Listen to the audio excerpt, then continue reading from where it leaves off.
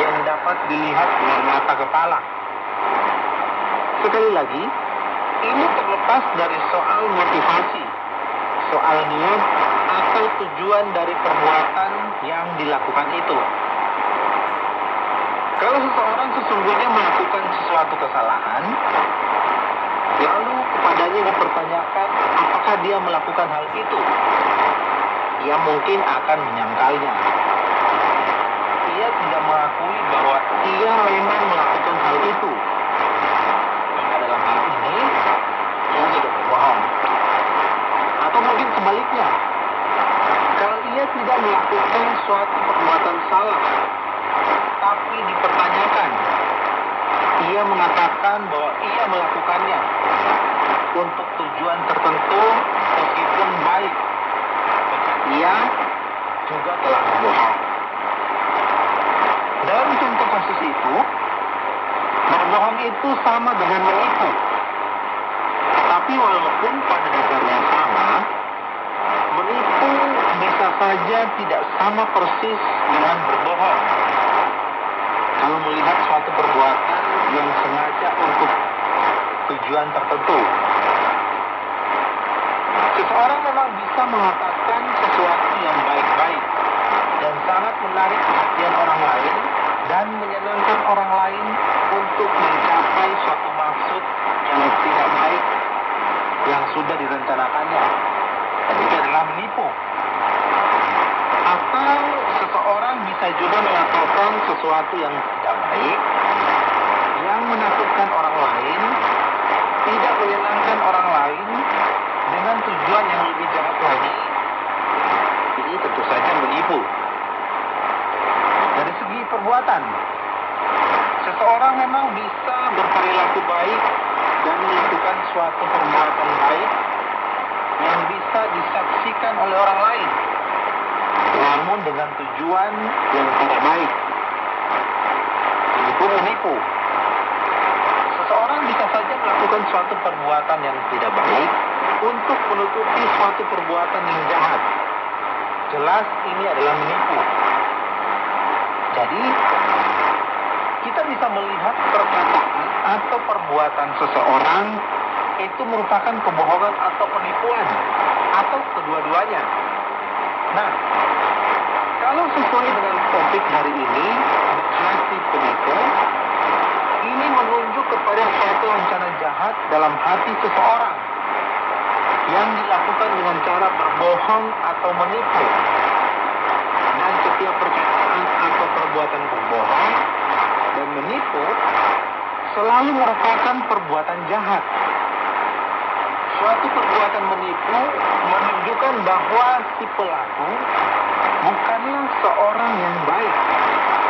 Terlepas dari apakah dia adalah seorang yang punya popularitas atau prestis tertentu yang dikagumi banyak orang, atau apakah dia adalah orang yang dihormati atau dikagumi oleh karena jabatan dan posisinya dalam masyarakat.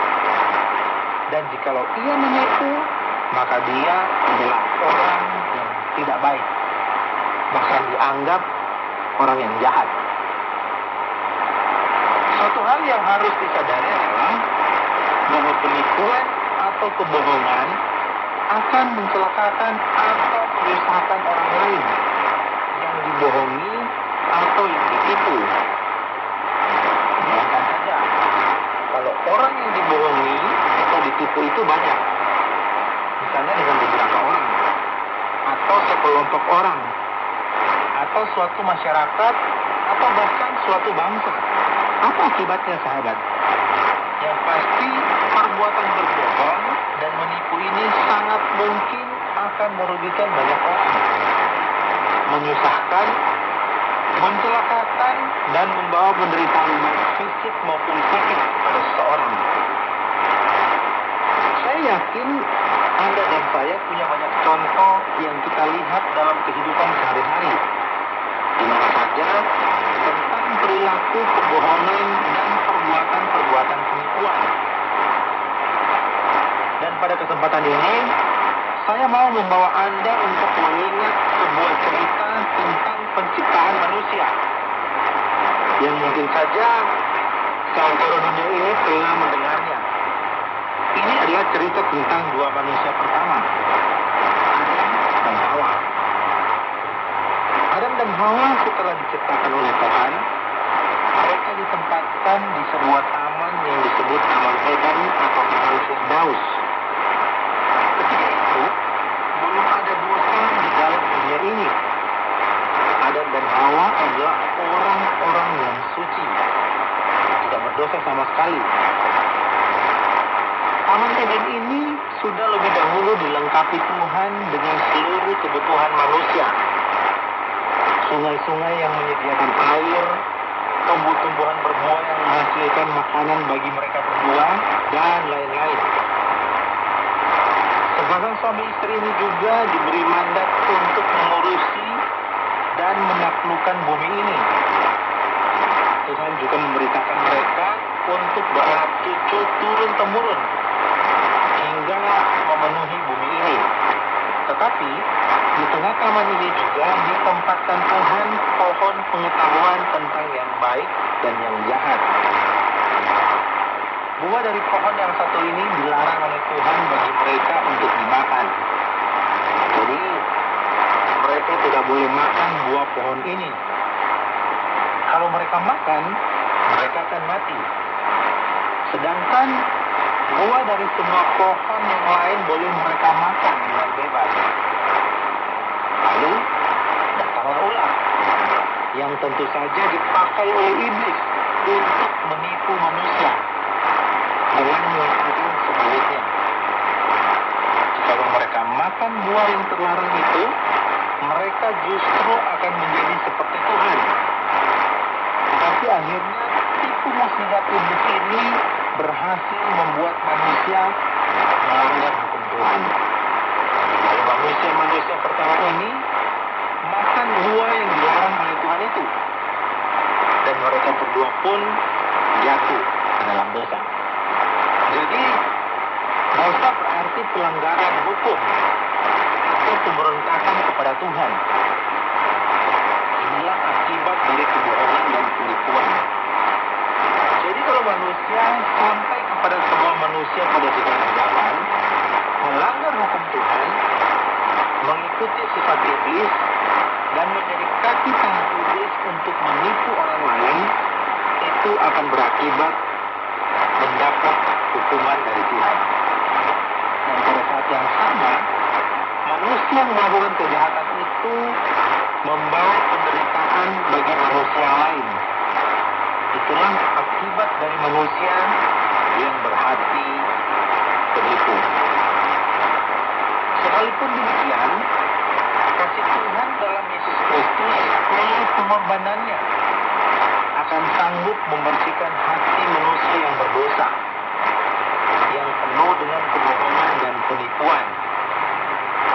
Dan Yesus Kristus akan mengampuni manusia yang berdosa.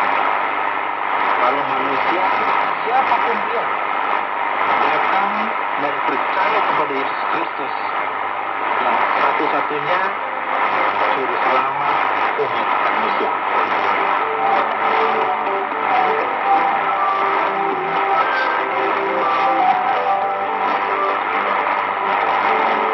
Sahabat, demikian topik pada hari ini sudah kita bahas bersama. Semoga bisa memberkati kita dan menguatkan iman kita semuanya. Saya Karla Malanguna pamit undur diri. Shalom. Program Jembatan Hati diproduksi dan dipersembahkan atas kerjasama Yayasan Ramal Rohani di Batu, Jawa Timur, dan Penerbit Kalam Hidup di Bandung, Jawa Barat. Program ini yang sederhana dalam bidang kondisi hati manusia dan karakter manusia di bawah terang bermanfaat. Apabila Anda memiliki pertanyaan dan saran berhubungan dengan program ini, merespon atas topik program hari ini, Anda dipersilakan untuk menyampaikan melalui WhatsApp ke nomor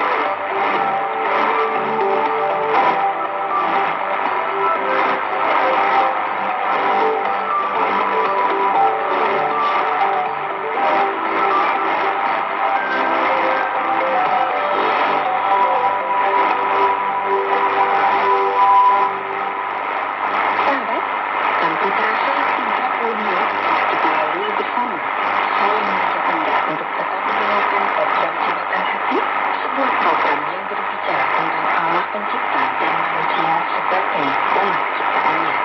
Dimintakan ada gelombang 20 menit atau frekuensi 11.965 kHz. Pukul 17.30 waktu Indonesia bagian Barat.